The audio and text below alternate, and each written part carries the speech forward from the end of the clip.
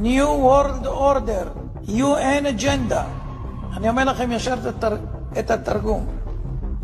סדר עולמי חדש של האו"ם בין השנים 2021 עד 2030. לא תאמינו מה שתשמעו.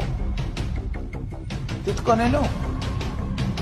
קחו אוויר, תנשמו, ואל תתייאשו, כי יש אלוהים למעלה. דבר ראשון, בין השנים האלה תהיה ממשלה עולמית אחת,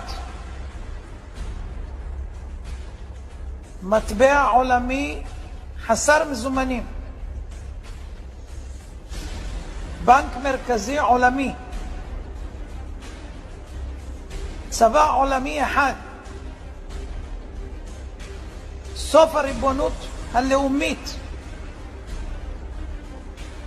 סוף כל הריבונות הלאומית,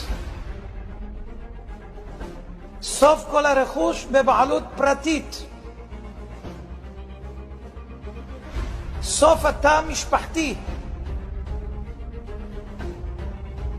סילוק אוכלוסין, שליטה בגידול האוכלוסייה וצפיפות האוכלוסייה, חובה מרובה בחיסונים,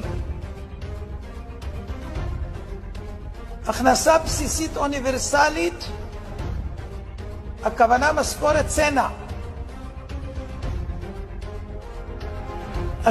השתלת מיקרוצ'יפ לרכישה, נסיעות, מעקב ובקרה, יישום מערכת אשראי חברתית עולמית כמו שיש לסין, טריליוני מועמדים המחוברים למערכת הניטור G5. הממשלה תגדל את הילדים, בתי ספר ואוניברסיטאות בבעלות ממשלתית, סוף התחבורה הפרטית, בעלות על המכוניות, כל העסקים יהיו בבעלות הממשלה, התאגיד, הגבלה על מה שלא חיוני בטיסות,